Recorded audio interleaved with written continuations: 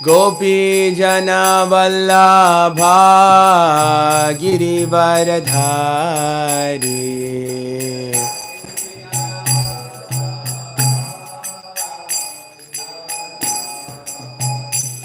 Gopi Jana Vallabha Girivaradhari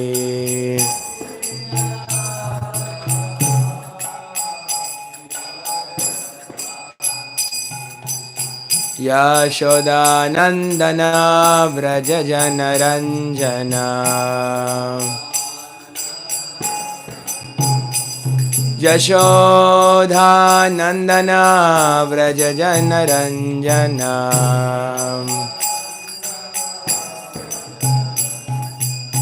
Jamuna Tira Vanachari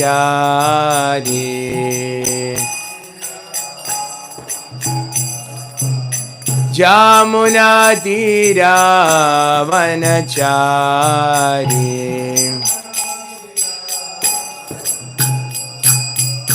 Ajaya Radha Madhava Kunja Bihari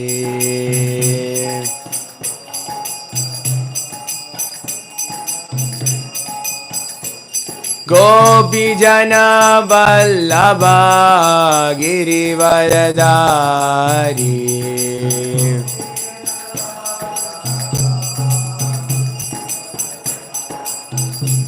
Aja Shoda Nandana Vraja Jana Ranjana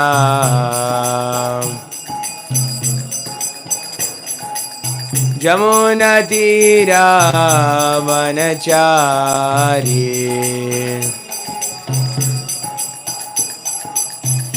Jaya Radha Madhava Kunja Bihari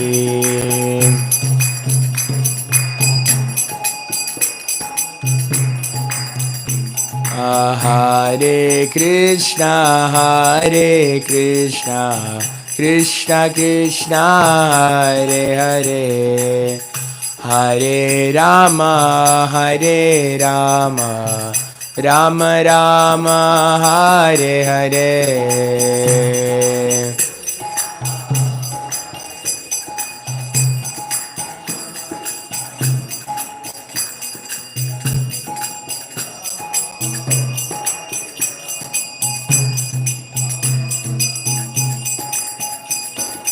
Hare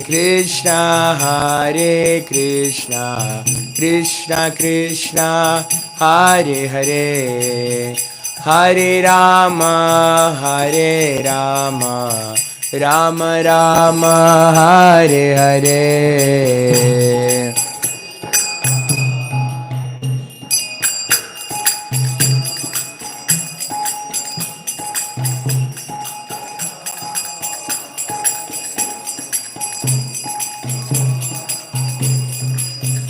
Hare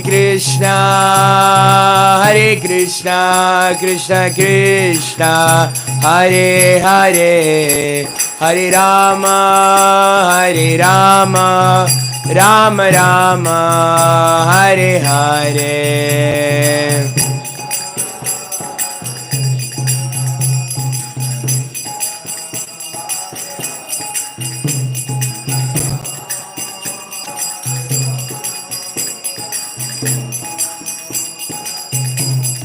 Jaya Radha Govinda Radhe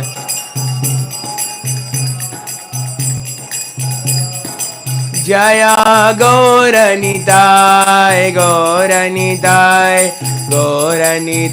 Jaya Gauranitai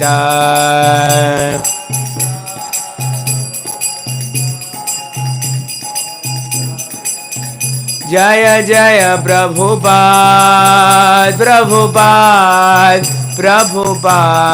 Jai Prabhupada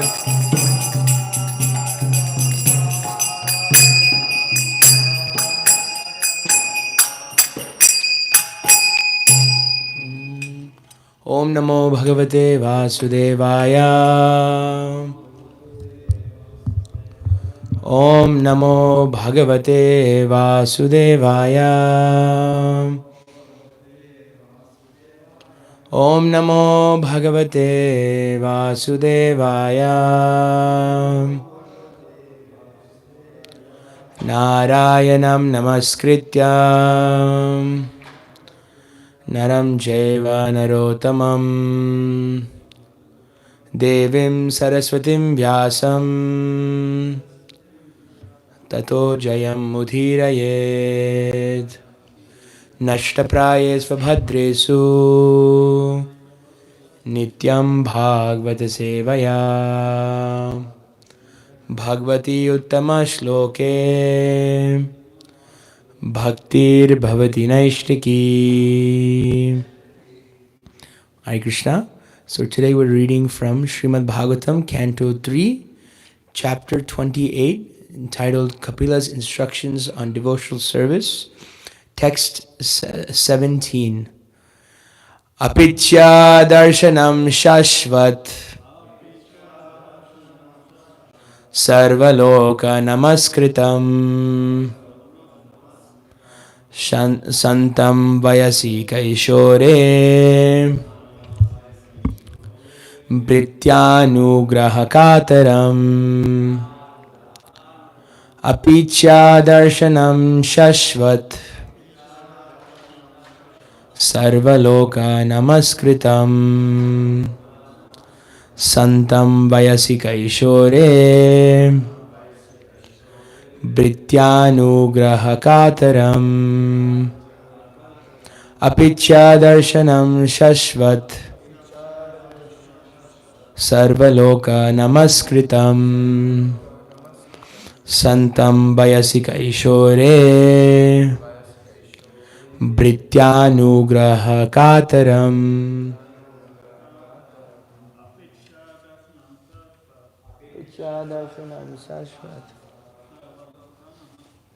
Sarvaloka namaskritam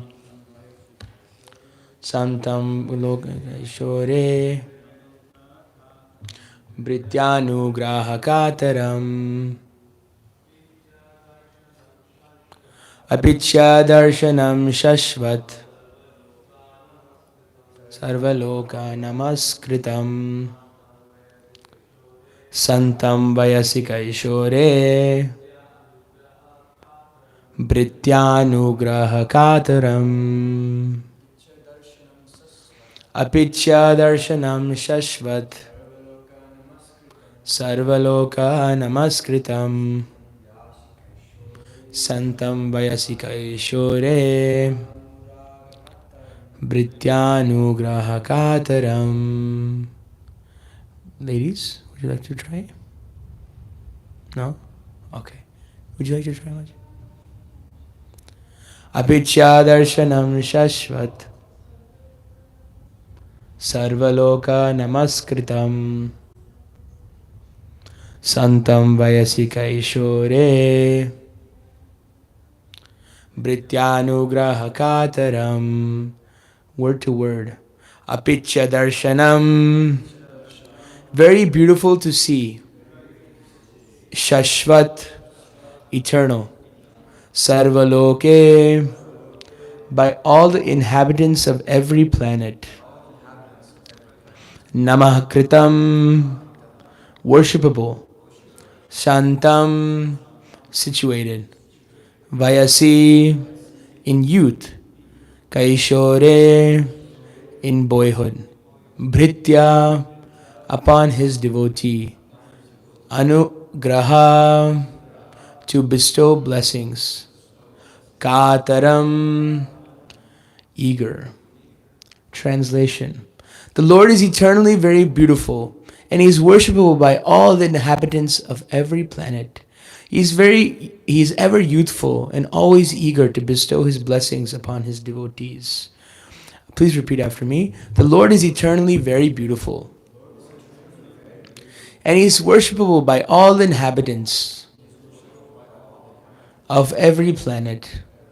He is ever youthful and always eager to bestow his blessings upon his devotees. Purport. The word Sarvaloka Namaskritam means that he is worshipable by everyone on every planet. There are innumerable planets in the material world and innumerable planets in the spiritual world as well. On each planet, there are innumerable inhabitants who worship the Lord, for the Lord is worshipable by all but the impersonalists. The Supreme Lord is very beautiful. The word Shashvat is very significant. It is not that he appears beautiful to the devotees, but is ultimately impersonal. Shashvat means ever existing. This beauty is not temporary. It is ever existing. He is always youthful. In the Brahma Samhita 533, it is also stated, Advaitam Achyutam Anadim Anantarupam Adyam Purana Purusham Navayomanam Cha. The original person is one without a second. Yet he never appears old. He always appears as ever fresh as a blooming youth. The Lord's facial expressions always indicates that he is ready to show favor and benedictions to the devotees. For the non-devotees, however, he is silent. As stated in the Bhagavad Gita, although he acts equally to everyone because he is the Supreme Personality of Godhead and because all living entities are his sons, he is especially inclined to those engaged in devotional service. The same fact is confirmed here. He is always anxious to show favor to the devotees. Just as the devotees are always eager to render service unto the Supreme Personality of Godhead, the Lord is also very eager to bestow benedictions upon the pure devotees. Om Ajnanatirmirandasya Jnananjana Salakaya Chakshurun Militam Yena Tasmai Shri Gurave Namaha Sri Chaitanya Manobhishtam Stapitam Yena Bhutale Swayam Rupa Kadamayyam Dadati Swapadantikam Vandeham Sri Guru Sri Yuta Padakamalam Sri Gurum Vaishnavamscha Sri Rupam Sagrajatam Sahagana Raghunathanvitam Tam Sajivam Sadvaitam Savadutam Parijana Sahitam Krishna Chaitanya Devam Shri Radha Krishna Padan Sahagana Lalita Shri Vishakhanvidamscha He Krishna Karuna Sindhu Deenabandho Jagatpate Gopesha Gopika Kantha Radha Kantha Namostute Tapta Kanchana Gaurangi Shri Radhe Vrindavaneshwari Vrishabhanusute Devi Pranamami Hari Priye Vancha kalpadrubhyascha kripa sindhubhya eva cha patitanam pavanebhyo vaishnavebhyo namo namaha nama om vishnupadaya krishna preshthaya bhutale srimate bhaktivedanta swaminiti namine Namaste Saraswate Deve Gauravani Pracharine Nirvishesha Shunyavadi Paschatya Deshatarine Jaya Sri Krishna Chaitanya Prabhu Nityananda Sri Advaita Gadadhara Sri Vasadi Gaura Bhakta Vrinda Hare Krishna Krishna Krishna Hare Hare Hare Rama Rama Rama Hare Hare Vande Guru Nisha Bhaktan Isha Avatarakan Tat Prakasham Tat Shaktim Krishna Chaitanya Samyakam Hare Krishna. Thank you for attending today's Srimad Bhāgavatam class. First, I would like to offer my respects to all the senior devotees here, His Holiness Bhakti Prabhu Maharaj and and all the senior devotees assembled. We'll especially like to thank His Grace Parampara Prabhu for giving me this opportunity to speak. He was originally chosen to speak today, but he kindly gave me the slot. So today we are discussing about Krishna's beauty, and this section in the Bhāgavatam we're in the middle of Kapila Muni's instructions to his mother, and we went through about yoga and how should yogis be. Now Kapila Muni is actually speaking about what to meditate upon. What is actually the object of a yogi? If there's no object of meditation, then what are you actually meditating upon? This is a reason why persons who choose to meditate on the nothingness or the impersonal form often cannot actually stay regulated in that process, because first of all, it's very hard to understand. It is because we have no experience of something which has no form, that has no qualities, because everything in this world has qualities. And second, there's nothing there that is attracting us. We are all marginal energies that we are tatashta shakti, which actually are looking for attraction at every moment. You can see, we'll discuss later on how each one of us is looking for some sort of attraction.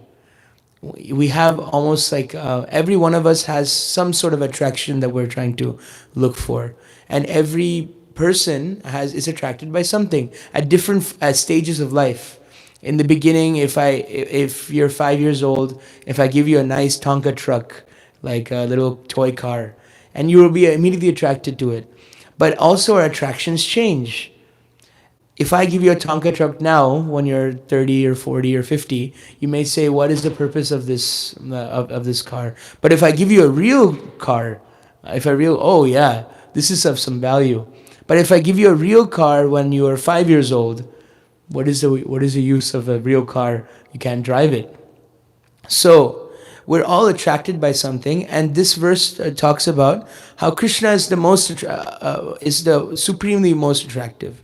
Apichya darshanam sashvat means he's very beautiful to see, and he's eternal. This is an eternal, beautiful form. We see sometimes with beauty it's not lasting. Some time ago, I did an experiment, and someone said, that people in Hollywood are very beautiful now, but then they're not beautiful in the future. So I went and looked up the most famous stars of 1950 and 1960, the most beautiful people who were voted the most beautiful people on earth. I looked at their picture in 2021, 2020, and they were quite old, and they were not beautiful anymore. And they had to have also so many operations and things that they tried to stick on to this. If only I could look when I was 20 and I could always be that beautiful. But no, they could not hold on to that, no matter how much they did. And then eternally, when they pass away, which a lot of them had passed away by when they're 80 or 90, their bodies decomposed, and they just went into the ground. So we can understand by this that beauty for the living entities is not very permanent, but Krishna his beauty is always permanent. Krishna always stayed at the age of 16 years old, an ever youthful boy. And Sarvaloka Namaskritam, all inhabitants, Sarvaloka, Sarva means all, Loka means planets, Namaskritam, Namaskuru, as we learned from the verse Manmana Bhava Bhakto, Madhyajimam Namaskuru. So they're doing Namaskritam. So that means they're offering respect unto Krishna. So all inhabitants or living entities, they worship Krishna. If you have read Gita, this is like some bells are ringing here. 5:29 famous verse, Bhoktaram Yagya Tapasam Sarva Loka Maheshwaram Sarva Loka Maheshwaram Suhridam Sarva Bhutanam Gyatva Mam Shantim Richati. Bhoktaram Yagya Tapasam. I am the benefactor of all sacrifices. Sarvaloka Maheshwaram. I am the Lord of all Sarvaloka, same words, of all the planets.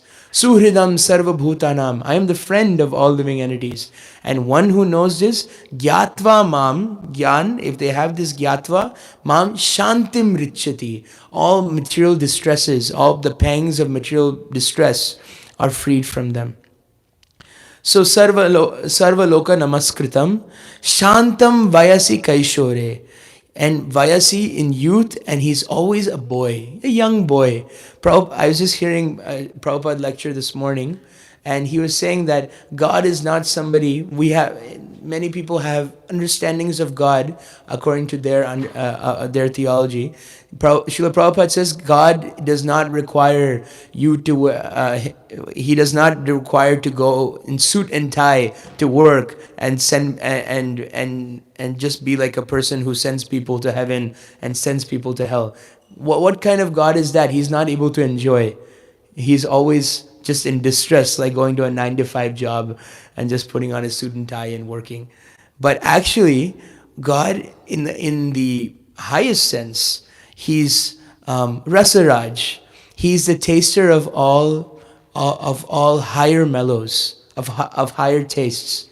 So how can he be in distress by sending people to hell and sending some people to heaven? And does he not care about the living entities?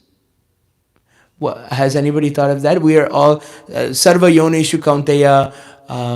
It is Sarva Yonishu Kaunteya Sambhavanti Murtayoya Tesham Mahad Yonir Brahma Aham Bija Pradapita. He is the father of all living entities. Aham Bija. He's a seed-giving father of all living entities. But he is very happy to send you to a place that you don't desire to go. What Krishna is always enjoying in Vrindavan, and through his energies, he's doing the corollary acts almost. But he is eternally always situated in Vrindavan, and he's never disturbed by these things. And the last line of this is Bhritya Anugraha Kataram. Bhritya, there's a verse in the Mukunda Mala Stotra, it ends with Bhritya Tava Bhritya. It says, I wish to be, it's similar to Mahaprabhu's Gopi Bhartur Padakamalayor Dasa Dasa Anudas, where Bhritya is actually, it's meaning servant. And the speaker of the Mukunda Mala Stotra, the King Kulashekar, he says this word at least 4 or 5 times. Bhritya Tava Bhritya. So he says, I want to be not just, people desire to be God nowadays, but now God himself as the form of Sri Chaitanya Mahaprabhu is saying it's the superior position to be a servant of God. Not even just to be a servant of God, to be a servant of the servant of the servant of the servant, million times removed. And upon his, because why? Because Krishna, Bhritya Anugraha Kataram, he bestows his blessings onto his devotees, and not just because he bestows his blessings because he's compelled or because he's forced because of your Vedic yagyas and your tapasyas or your austerities. He is doing it because he himself is eager to bestow his blessings onto you. So this is a very amazing thing to see. If you see Bhritya, the nature of a servant, if you just think about it on a practical basis, many people have this question that when Srila Bhaktisiddhanta Saraswati Thakur left this world, many of the disciples were crying, and they said, where will that a person like Srila Saraswati Thakur come? And all the Parampara has, we have to keep it going, but that great lion guru, Simha guru has gone. Where will a person like that come? But I think it was Srila Prabhupada in one poem. There's a new book in India. It's all of Srila Prabhupada's poems. It's quite a nice book. I have it upstairs. And in one poem, he's saying that actually, just like how a stream is going down, like let's say we're going the Ohio River. The Ohio River goes into the Mississippi River, and then it all flows down into Louisiana, and it becomes this big river. But it starts with small tributaries, like little like creeks and streams and all this. Same way, the further down in the Parampara you go, the more mercy of the previous acharyas you get.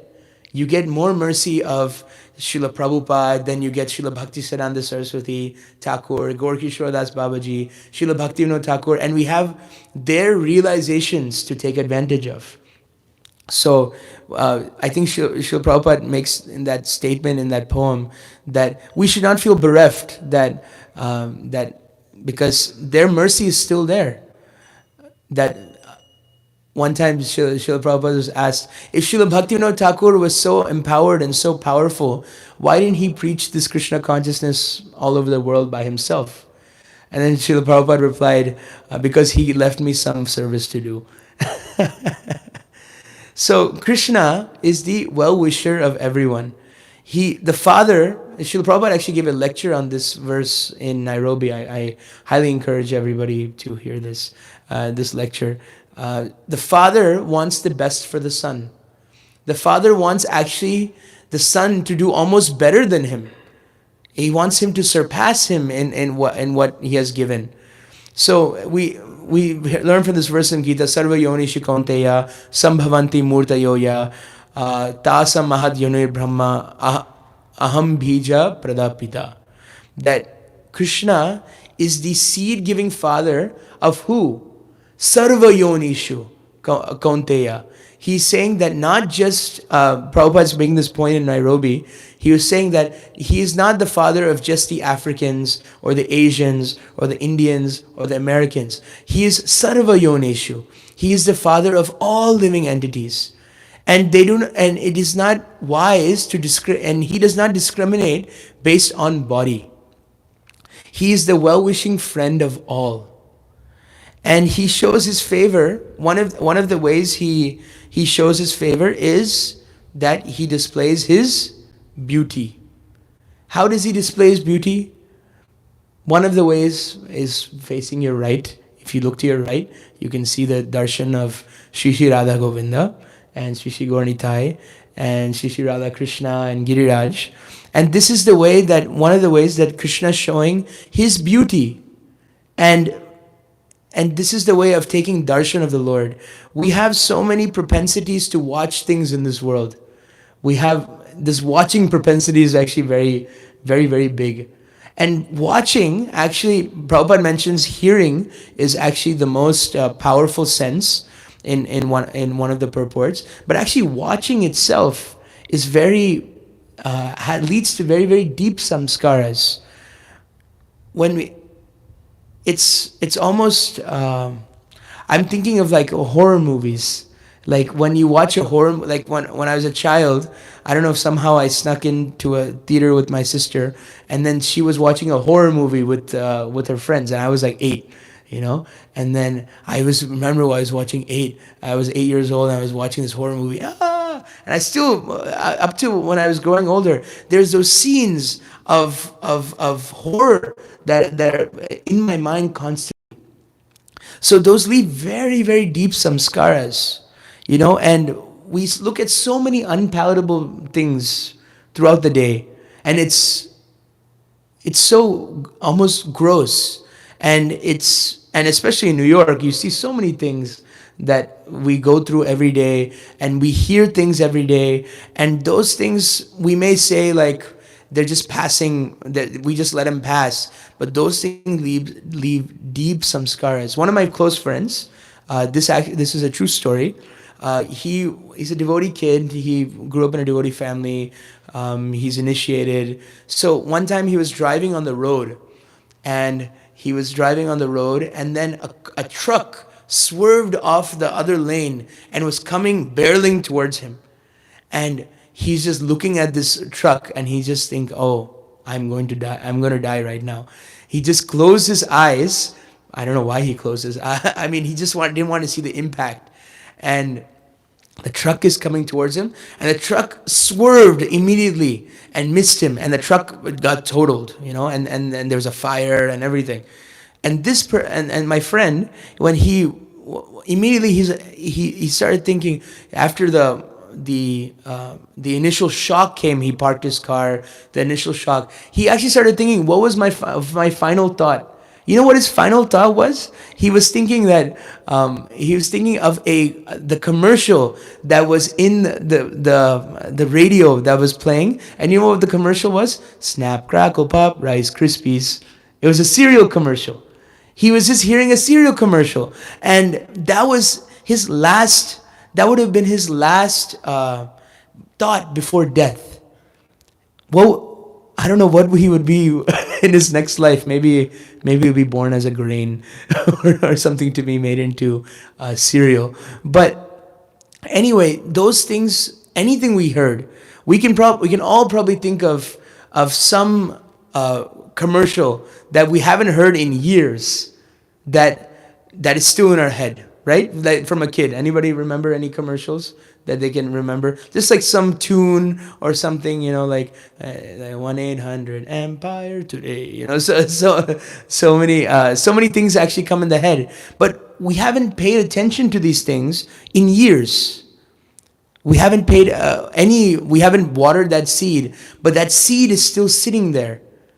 And this story, it shows how much we have to actually get over to make spiritual progress. To antakale ch mameva smaran muktva kalevaram.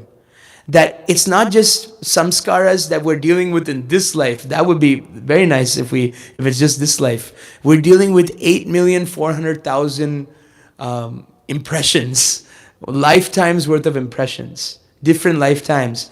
And all those things we have to overcome in this life and remember Krishna at the time of death, and then we can go back to Godhead. If anybody heard this, they must say, oh, this is actually the mission impossible.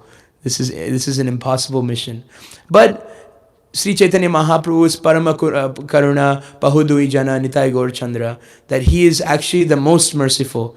And if we show some desire, if we even take one step towards Krishna, then he takes 1,000 steps towards us. And that's confirmed in this verse, that Bhritya Anugraha Kataram, that he is eager. He's not just bound by, Mr. Bhaktajo is doing this one round of japa, so I have to give him one round of mercy or something like that. He's actually wanting to reciprocate. Reciprocate? What is the Sanskrit? In Gita? Yayata mayam prapadyante tam satheva bhajamyaham. That he reciprocates accordingly, and not even that, he doesn't reciprocate accordingly, he reciprocates more than your worth. This is actually I was reading a class by one senior devotee. He was saying that this is actually the Parampara of mercy. Many other Paramparas have you have to be very qualified. You think of it like a classroom setting.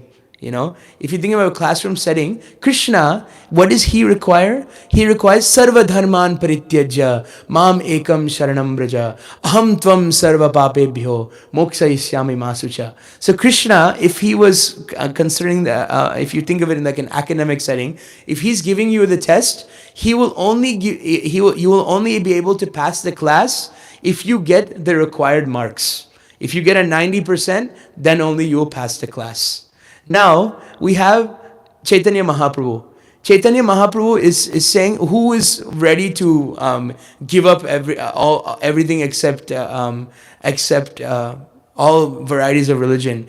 I want to give people mercy to those who are unqualified. And they think they're unqualified. They have that trinadapi suni chena, that humility in them. They have that Krishna liberates those, he gives benefit to those who are qualified. Now Chaitanya Mahaprabhu gives mercy to people who are unqualified and they think they're unqualified, right? Chaitanya Mahaprabhu liberated so many people, like I'm thinking of Vasudev Vipra, who was in leprosy. He had leprosy, he had boils on his arms, and he had pus coming out of his, and he was quarantined. He was put in a hut and left to die almost. And he's just thinking about Mahaprabhu, that may he not see me. And then he embraces Mahaprabhu embraces Vasudeva Vipra, and his body becomes this is Vasudeva Vipra, right? The leper that he embraces and his body becomes better. This is an amazing part of Vasudeva Vipra, was that he was he thought himself to be unqualified, and he thought himself to be desiring of mercy. Now we have Chaitanya Mahaprabhu. He's like the person in the test. He'll say, okay, even if you get a 50, and if you're humble about it, I'll let you pass. Now, then there's Nityananda Prabhu, who gives mercy to those who don't even want it, who are unqualified, and they remain to be unqualified. Like Jagai Madai. Jagai Madai didn't want to be liberated. They had no interest in wanting to take up spiritual life. And Nityananda Prabhu says, no, you gotta have it. So, to recap, Krishna is giving to those who are qualified. Mahaprabhu is giving to people who are unqualified and think they're unqualified. And then Nityananda Prabhu is giving to people who are unqualified and who think they're qualified. they're qualified as brahmanas. So we have Parampara of mercy is flowing down. Then we have, I'm just thinking of Srila Prabhupada, who's coming to the West to people who don't even want it, have never even heard about it, and he's giving it to them. So it's like Prabhupada is saying almost like, okay, Krishna wants a 90, Mahaprabhu wants a 50, Nityananda Prabhu wants a 20. Prabhupada's like, stay at home, I'll bring the test to you. So this is actually the parampara of mercy. And the way we give mercy to others is by giving them Krishna consciousness.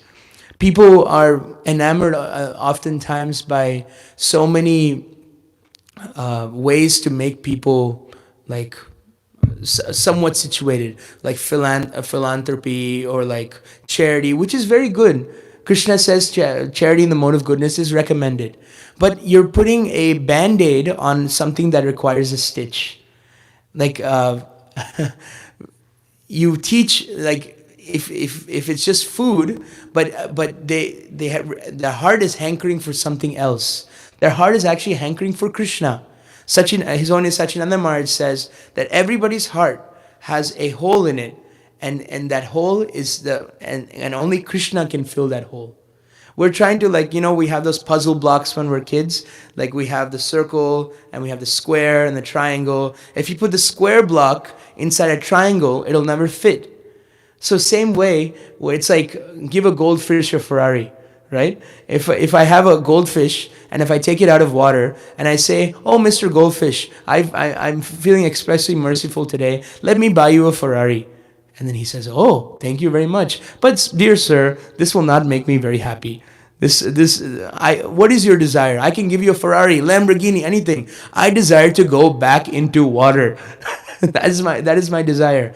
So same way, all of us are trying to make a square block into a triangle. We're trying to make things very unnatural. But the only natural thing is Jivere Swarupa Hoy Krishna Nityadas. Jivere Tatashta Shakti Bhed Abhed Prakash. That we are eternal servants of Krishna. And as soon as we realize this, actually Sarva Loka Maheshwaram, this is the book, the 529 of the Gita. That's actually the science. If you understand that you're the servant of Krishna, if you understand you're a servant of Krishna, that means you are not the master. And if you are not the master, then you take yourself out of that position of trying to enjoy. And if you take that position out of trying to enjoy, then you can actually be happy. By trying not to enjoy, by trying to serve others and to serve Krishna, you actually become the most happy. So we were talking about the darshan of the Lord, that He is displaying His mercy by giving His darshan. So when we come in front of the deities, what is the goal of actually coming to and looking at the deities?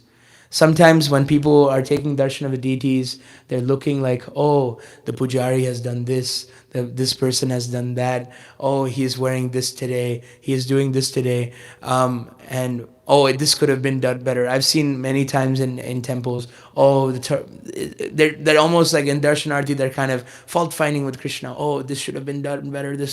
No, this is actually not the proper mood. Uddhava, in the 11th canto, Krishna is instructing Uddhava what to do in front of the deity. He's saying, after appreciating the beauty of the Lord, he's saying that Krishna is telling Uddhava, this is the way to pray. Please help me. Please help me, who I am one who is trying to surrender unto you. This is a very powerful prayer. That when you come in front of Krishna, you say, please help me. I am trying to surrender unto you, and I am not able to do so, but please help me to do so.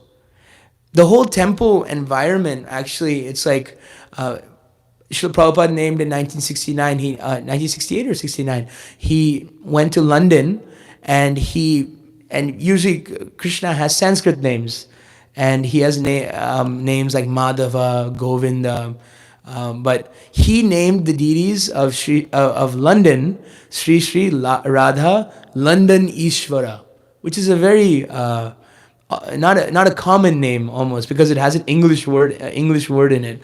And then he named Paris Sri Sri Radha Paris Ishvara. And Ramana Prabhu has a quotation where I think Srila Prabhupada told Satsarup Maharaj that Sri Sri Radha Govinda are Sri Sri Radha New York Ishvara and New York Ishvari. And this is a very powerful way of looking at the Lord, is that the Lord, we may come and just take darshan, but if we say that Krishna, everything that is happening in the city is because of you. It is because of your sanction. Traditionally, in Vedic society, the deity was always in the center of the town. You can go to Jaipur and you can see Sri Radha Govinda there. It's like the whole city actually comes together for Mangalarti almost. And they take darshan of the Lord. Same thing in Jagannath Puri, is that nothing really happens unless you first take darshan of the Lord, and that is the way an auspicious morning. I was hearing His Holiness Badri Narayan Maharaj. He was saying that actually devotees, he was quoting Prabhupada, he said devotees are the only people that you can say good morning to. Because we actually have a good morning. We see Krishna, we do the Mangalarti, we do Nrsimha prayers, Tulsi Puja, we do 2 hours of our personal time with Krishna, Japa, we honor our spiritual master, we hear from the Bhāgavatam, which is the king of all literatures. So to other people, what is a good morning compared to this? So devotees, when you say good morning to devotees, that's actually a proper thing because they've actually had a good morning. But to others, compared to before you joined Krishna consciousness, how was a good morning for you? Wake up at like 8 a.m., go get coffee before you even brush your teeth, and go watch TV. And what kind of morning is that? We wake up by dancing. This is actually a very, very good morning. So this is a very powerful prayer. Krishna, please help me who I'm trying to surrender to you. So, Krishna, this actually in the next couple of verses, when we look at Krishna, all of our problems are mitigated just by looking at him. And I'm just going to skip forward to text 32.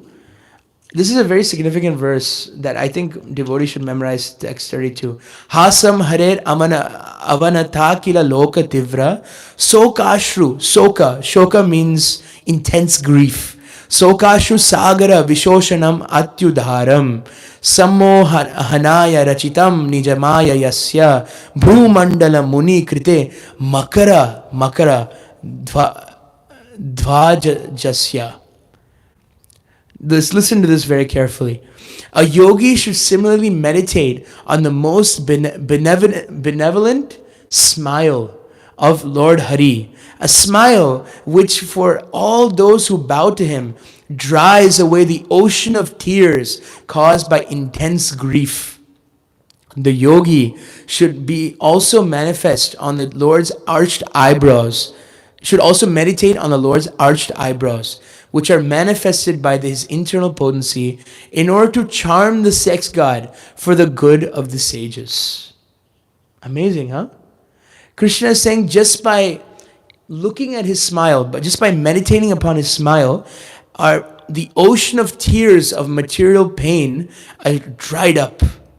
And if you just look at Krishna's eyebrows, forget the rest of his face, just his eyebrows, that is in order to that is enough to charm the sex god, which is Cupid, and that's enough to control your sex desire. So you can meditate upon this so well, and it's all there in the Bhāgavatam. So we look at Krishna's smile and we can be purified. And people are actually, I started this class by saying that people are very attracted to things. People immediately be attracted by so many different qualities that people have. People may be attracted to a bodybuilder. Why are they attracted to a bodybuilder, Ryan? Yes. Intense person. You look at him. Why are people attracted by basketball players? They can do amazing feats with their body. They're 7 feet tall. They can put a ball through a hoop, and they're so athletic. And what are people attracted to? People like beauty pageants. People have very distinct facial characteristics, but it's very minute. It's very small and it's very flickering. How long does a basketball player? How long can he last? 10 years, 15 years if he's good. It's minute and flickering. But actually the tendency to be attracted by these people, these different characteristics, is all stemming from one original characteristic of us wanting to be attracted by Krishna. Because we have this unfulfilled desire in our heart that we want to be attracted by Krishna, and it's not being fulfilled by the material world, we still want more and more. We're not attracted by one beautiful person. We want 10 beautiful people, then 100 beautiful people to look at, then 1,000 beautiful people to look at. So we're all trying to love Krishna, but we're looking for him in wrong places. We're looking for him very, very incorrect places. I'll just give one story of Srila Prabhupada, then I'll finish, and then we can have a discussion. Srila Prabhupada, one time there was a brahmachari, and he was flying on a plane. And Prabhupada was sitting right next to him. And Srila Prabhupada was kind of sitting. And this brahmachari saw a beautiful air stewardess, a flight attendant has come, and her face had makeup and lipstick and so many beautiful things. And then this flight stewardess imagine I'm sitting on an airplane seat, and then the flight stewardess is coming, and he was looking like this, and then he looked back, and then she was walking away and looked back, and then he turned to Srila Prabhupada, and Prabhupada's just looking at him like this. And this is a brahmachari, And then Prabhupada was looking at him very gravely, and then like this, not very happy. And then Prabhupada said, "She's very beautiful, isn't she?"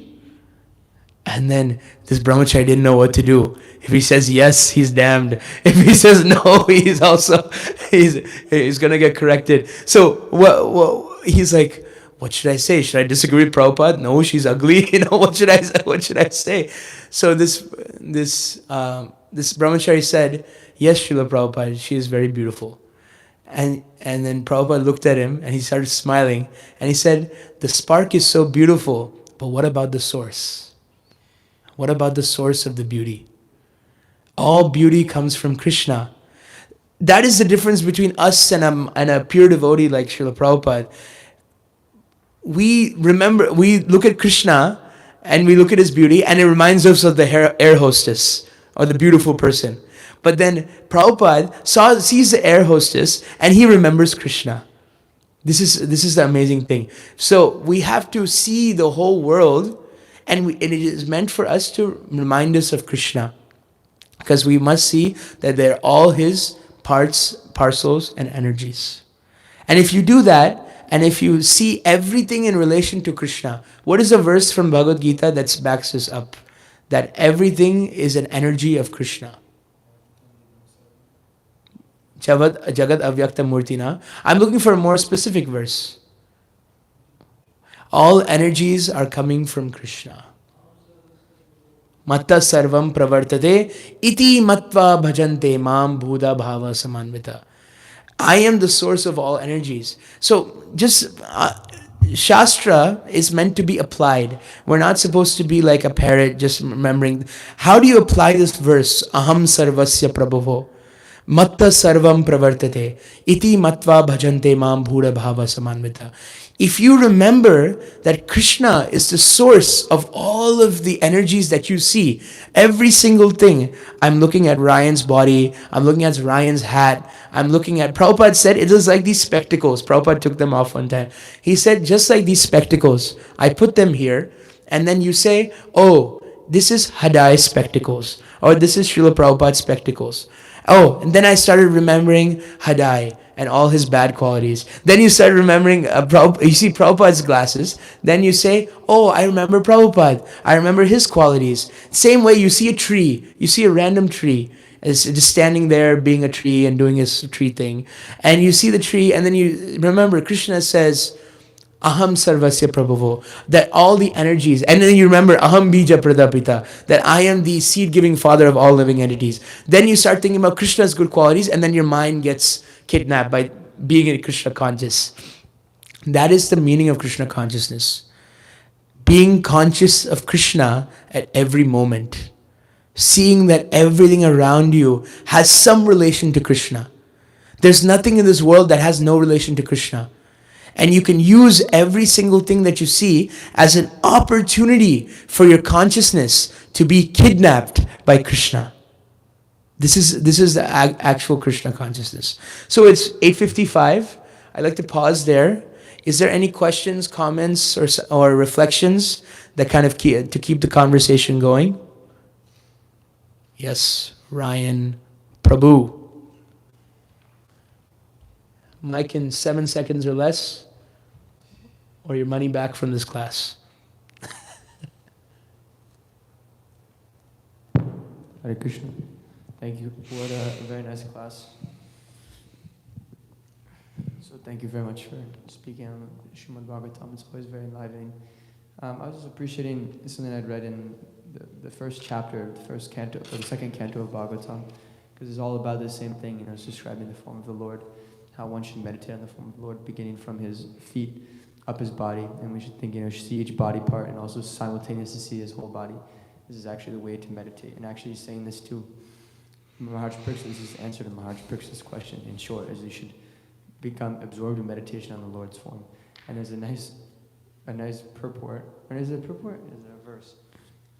I could find it as well, but it says that, even when the masses come to the temple and they just see the deity in the temple, they just see the Archa Vigraha form, actually such a person who's just innocently seeing the deity is performing a much higher level of meditation than a transcendentalist who's completely absorbed in Omkar, who's completely absorbed in trance and meditation.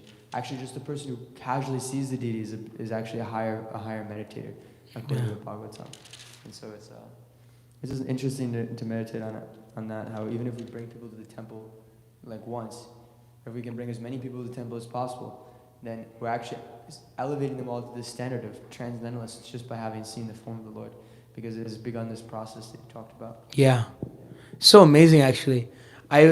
Most of us are, there's many people watching online probably, but a lot of us are temple residents. I was just hearing something from His Holiness Radhana Maharaj. Says something very nice, and I think it's good to keep in mind. He says that every person who walks into the temple, what is our mood? What is our mood for anybody walking into the temple? We sometimes, when we have so many services and we run around here and there, sometimes we neglect all the people that have come to the temple. our mood for any newcomer or anybody who comes into the temple, no matter if newcomer or 25-year devotee, this is a dear friend of my Lord Krishna. This is a dear friend of my Lord Govinda. And it is my duty to make sure, because I am a servant or I am living in his house, I want, like the father is inviting a guest to his house. And then we as children, we're like, oh no, we have other things to do. We have homework. We have so many things. We have no time for taking care of you. But how is that very respectful to inviting guests to our home? So people have taken so much austerity after Brahmanda Brahmite Kon Bhagyavan Jeev Guru Krishna Prasade Bhai Bhakti Lata Beach.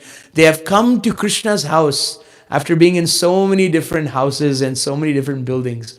It is our duty as people who are a little bit more familiar with the practice of Krishna consciousness to take very good care of people who come to the temple. And what I'm to back up what Ryan Prabhu was saying was, yes, it's like once and every when we are living in the temple, we actually get desensitized by it. But when someone's coming new to the temple, every aspect of our program, any aspect of our program, is completely transcendental.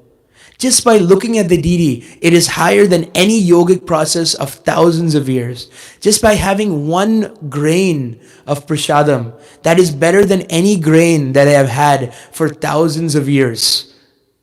By hearing one Maha Mantra, that is better than so many sound vibrations, because it has no motive except to please Krishna. And that is what the soul is looking for. So when we see people new people in temple, treat them like dear friends of Lord Krishna, and we have to somehow make them connected with Lord Krishna through the temple. That is my understanding on this. Is that okay, Ryan Prabhu? Hare Krishna. Anybody else have any comments or thoughts or questions or refutations? Just like in Radhanath Swami's book, when he meets, he would say such a thing, because actually that's what happens when he comes to Vrindavan. In that section of chapter 4 in Journey Home, he comes to Vrindavan, and the first person he meets says, wow, you've come to Vrindavan. Actually, anyone who comes to Vrindavan is Krishna's very special friend. Let me arrange everything for you. Takes him to his house, he feeds him. And the same thing with Ganesham Prabhu, this famous devotee in that book, who, he wouldn't let Radhanath Swami give him any service. Wouldn't let him render any service. He was giving him all his chapatis, giving him his blanket, And he's like, you're Krishna's very dear friend. You're the very dear friend of Gopinath Vallabha. Who am I? I'm nobody. You're the very dear friend. Yeah. And he's such an advanced devotee. This is the mood of the Vrajavasis, actually, is that all people are higher than me, and I am their servant. I actually experienced this in Vrindavan. I was coming. This is before I was a brahmachari or anything. I was just like a kid, and I went to. I was doing Govardhan Parikrama, and they called this Brajavasi group just called our people to their homes, and then they fed us super nicely parathas. And then they're like, oh, you're doing parikrama. And you know what they did? They lived in a mud hut, maybe like the size of the gift shop. The size of the gift shop. And they just came and they said, they fed us really nicely and they gave us a donation. We're coming from America where 80 rupees is $1 and they're giving us a donation. And we asked them, why are you giving us money? We're supposed to be giving you money. And then he said, no, you have come, we are living in Srimati Radharani's land. We're living in Krishna's land. And because you are coming from far out place, you need protection and you need to be taken care of. And that is why we are giving you a donation. Just so you can come back very soon and visit us again.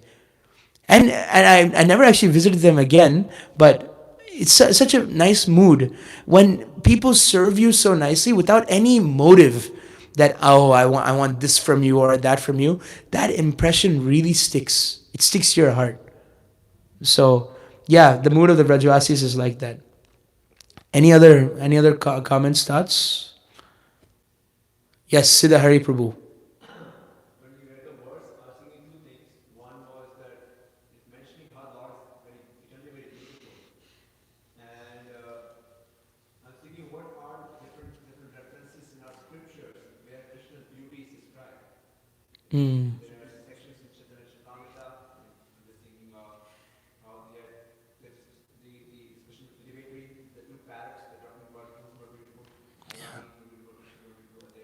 Yeah.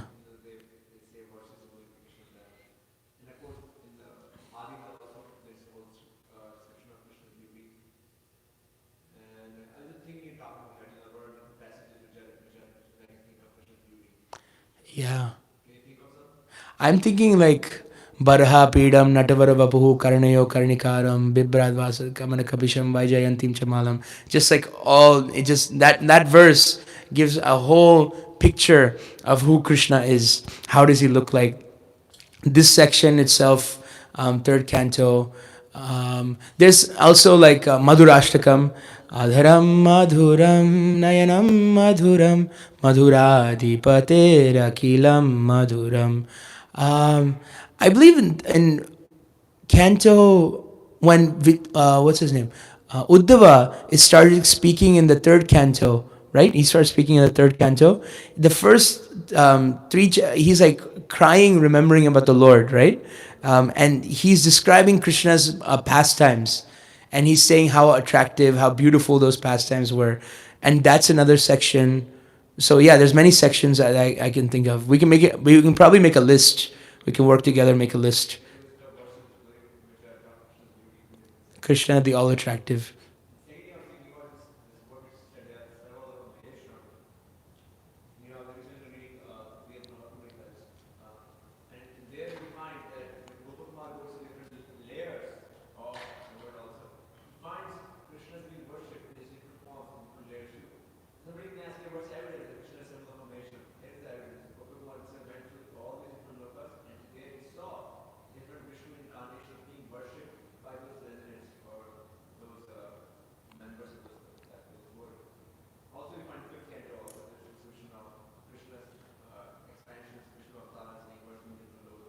Mm. Yeah, it's every planet has like a worshipable deity of Vishnu, and they were. I was reading Teaching of Lord Chaitanya, and Prabhupada said sometimes that he said in one. It's just one sentence. I've never seen a sentence like he's repeated this, that these deities of Radha Krishna are being reinstalled in your countries. He said this. So it probably I'm thinking he's hinting is that there was a time when Radha Krishna was worshipped even in America and New York and all this, but it's been lost and forgotten. And like we understand that Maharaj Yudhishthir and Parikshit Maharaj they ruled the whole universe, but even Prabhupada is saying that Radha Krishna were worshipped in all places, and that's amazing, right? Yeah. I was mentioning that Radha Landinishwar, Paris Ishwar. So thank you, Prabhu. Okay, it's 9:05. If I go any longer, I will be crucified. So thank you so much, dear devotees, for tolerating me. Grantaraj Srimad Bhāgavatam ki, Srila Prabhupada ki, Jai Gaur Premanande.